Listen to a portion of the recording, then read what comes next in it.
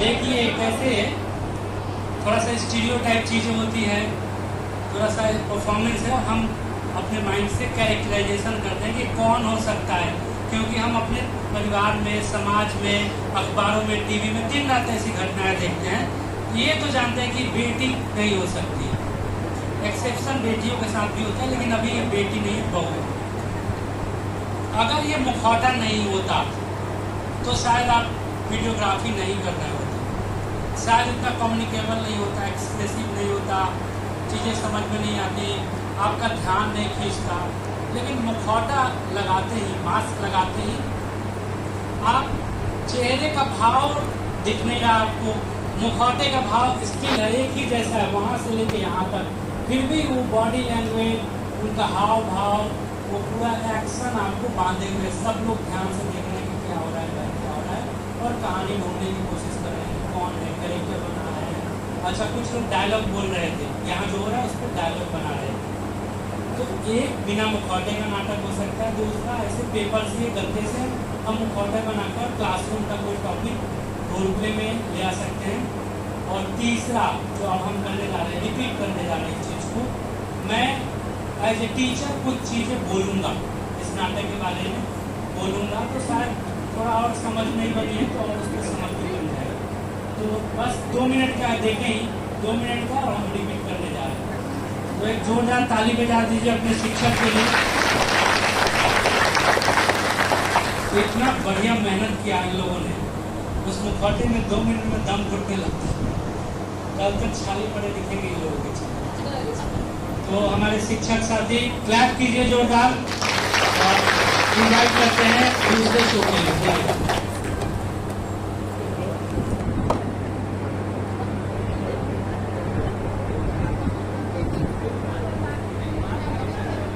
गमोली नाम है इसका। कुछ दिन पहले ही गमोली के पति एक दुर्घटना में उनकी मृत्यु हो गई। विधवा है, दिन रात अपने पति की याद में रोती रहती है, खाना नहीं खाती है। रमोली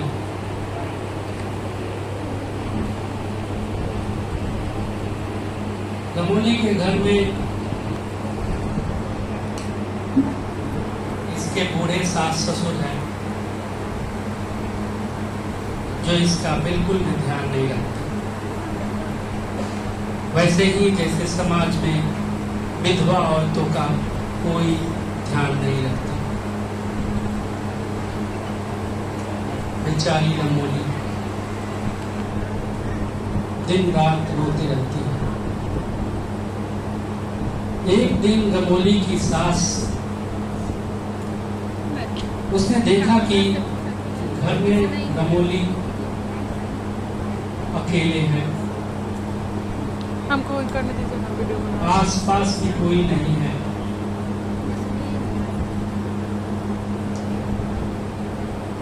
वो रमोली के पास आती है।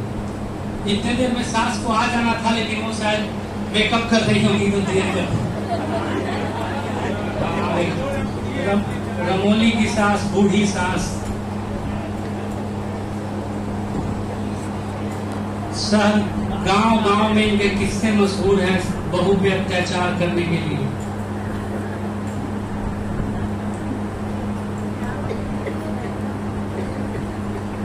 रमोली रो रही है और रमोली की सास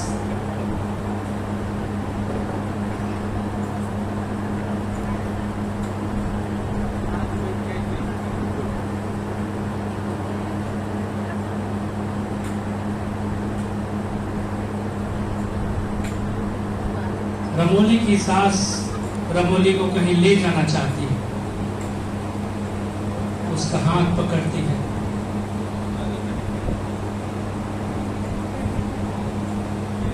दोनों में खूब खींचातान होती है।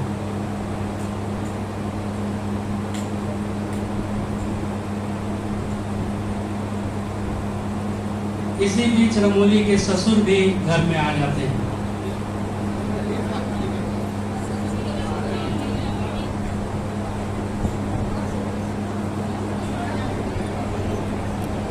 ये आवश्यकता से ज्यादा ही ओवर एक्टिंग कर रहे हैं। रमोली के ससुर जल्दी आइए मंच पर, नहीं तो उधर से सर भी गुस्सा आ जाएंगे कि गाना नहीं हुआ। जल्दी आइए।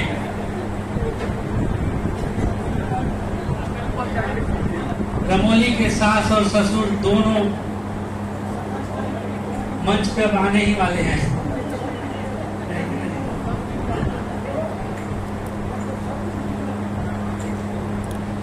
दोनों बहू के साथ झगड़ा करते हैं, खींचातानी करते हैं।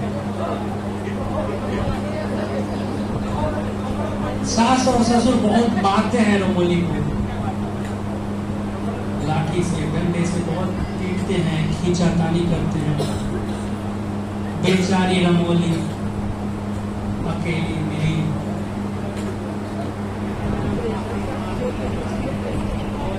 और दोनों उसे खींच कर ले जाते हैं। कहाँ ले जाते हैं पता नहीं, लेकिन रमोली के सास और ससुर खींच कर ले जाते हैं।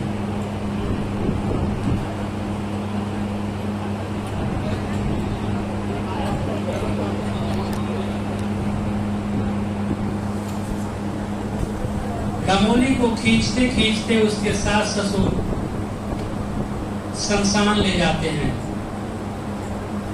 जहां सती औरतों को जला दिया जाता है।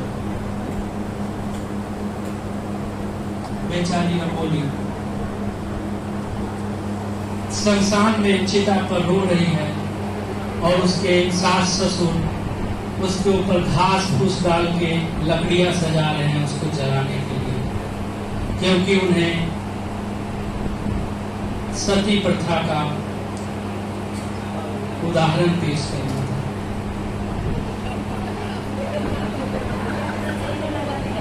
पेप्सी डाल रहे हैं ताकि आग जल्दी लगे।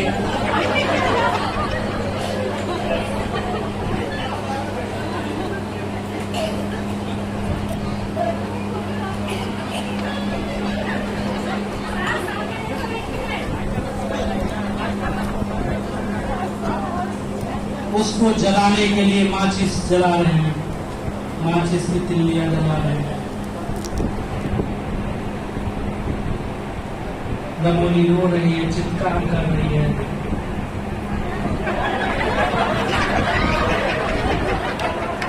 इसी बीच मुजफ्फरपुर के कुर्नी ब्लॉक के टीचर की नजर पड़ जाती है और वो देखते हैं कि ये कुप्रथा ठीक नहीं है, विधवा औरतों के साथ सती प्रथा। ये मास्टर जी बेचारे दोनों को समझाने की कोशिश करते हैं, लेकिन उल्टे सास ससुर इनको ही मारने लगते हैं। दोनों की पिटाई करने लगते हैं, दोनों इनकी पिटाई करने लगते हैं।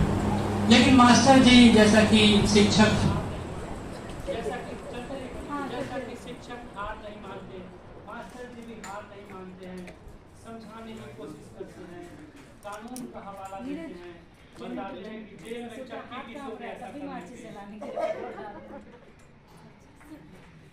बहुत कोशिश के बाद मास्टर जी रमोली को चिता से अलग करते हैं, उसको सुरक्षित करते हैं। तो फिर उस दोनों बुढ़िया को समझाने की कोशिश करते हैं। कुछ ज्यादा ही खरखान है ना, हमको जरूरी नहीं बिगाड़ी को समझाने के बाद रमोली के साथ समझ आती है कि वो एक बहुत बड़ा गुनाह करने जा रहे हैं, किसी की जान ले नहीं सकते हैं। वो माफी मांगते हैं शिक्षक से भी, अपने बेटी समान बहू से भी, और फिर समाज से भी माफी मांगते हैं। पूरे समाज से वो हाथ जोड़ के माफी मांगते हैं। तो क्या इस समाज से पूछना चाहते हैं, क्या इनको माफ कर दिया जाए? नहीं।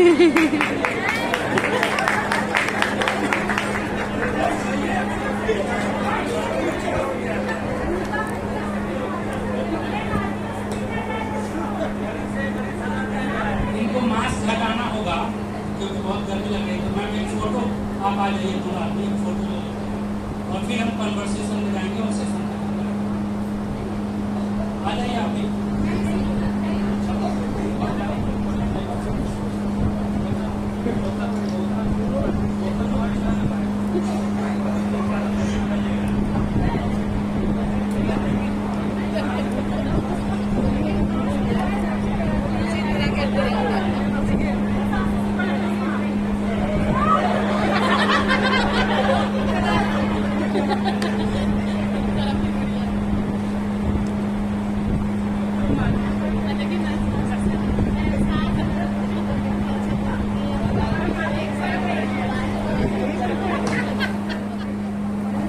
अच्छा, इतने कम टाइम में इतना एनर्जेटिक प्रेजेंटेशन, मतलब बहुत अच्छा, एक्सपेक्टेशन से ज्यादा बेहतर था। और जिस आर्ट की हम लोग बात कर रहे थे, एनईपी जो बार बार बात करता है कि आर्ट इंटीग्रेटेड एजुकेशन को आप किस तरह से आर्ट को इंटीग्रेट करके आप ज्यादा से ज्यादा इम्पैक्टफुल बना सकते हैं। आपने देखा कि इन्होंने मुख्तलिफ तरह से बताने की कोशिश की एक कॉन्सेप्ट को, पहले कंप्लीटली न्यूटेड वे में जहाँ पे कोई संवाद नहीं हो रहा था, और उसके बाद उसी चीज को डायलॉग के साथ। तो आपने देखा कि दोनों चीजें जब मिल गई तो how effectful, how impactful did it become. तो कहीं ना कहीं आर्ट जो है एक बहुत ही इफेक्टिव मीन्स है कम्युनिकेशन का, ना सिर्फ हम अपने क्लासरूम में बल्कि अपनी पूरी सोसाइटी में जो बहुत सारी कुरीतियां हैं उनको भी इरेडिकेट करने के लिए इस बहुत पावरफुल मीन्स को इस्तेमाल कर सकते हैं। और मैं ज्ञानेंद्र दोस्त सर की पर्टिकुलरली बहुत बहुत शुक्रगुजार हूँ कि इतना टाइम उन्होंने दिया और इतने बेहतर ढंग से इतने कम समय में चीजों को विजुअलाइज करवाए। सारी चीजें आप, मतलब एक मुखौटा, एक प्रॉप आपको दिया गया, विजुअलाइजेशन इनका था ना, हाँ, और पूरा का पूरा विजुअलाइज आपने किया इतने कम टाइम में। एब्सोल्युटली कमेंडेबल, एब्सोल्युटली कमेंडेबल, बहुत बहुत बहुत अच्छा, wonderful wonderful presentation. Thank you ma'am. Teachers से भी अगर कुछ शेयर करना चाहते हैं।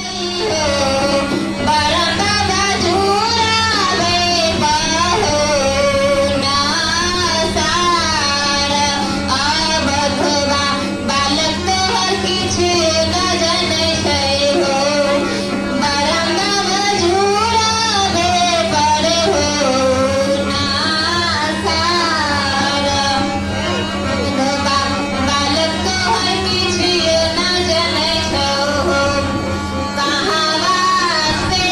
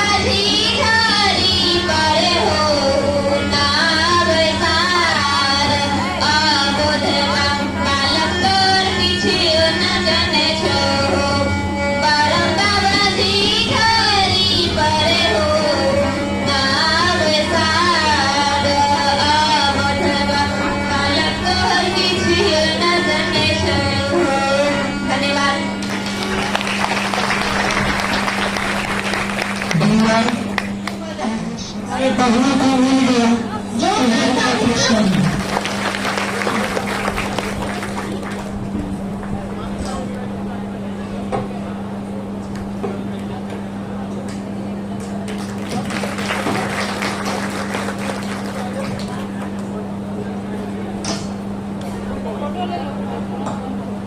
गड़गड़ाहट, तालियों की गड़गड़ाहट सुनाई देनी चाहिए। अब बच्चों को पहना दिया जाए। बच्चा को मम्मी जो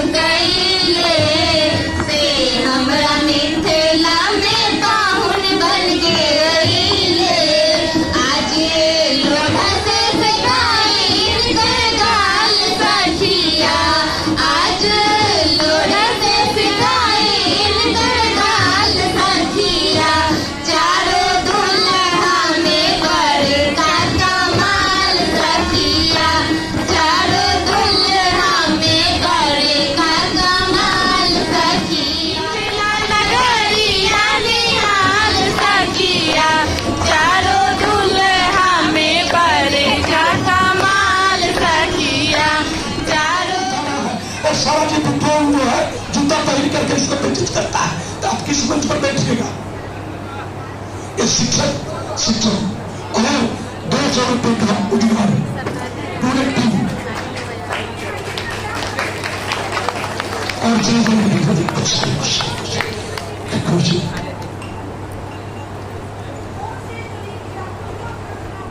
और इतना ड्रामा मतलब it wasn't ordinary at all, है ना? It was super wonderful. तो बहुत अच्छा लगा। दैट वाज कि सारी चीजों में you people have added charm, wonder, magic, everything. Thank you very much, all the best. Thank you very much.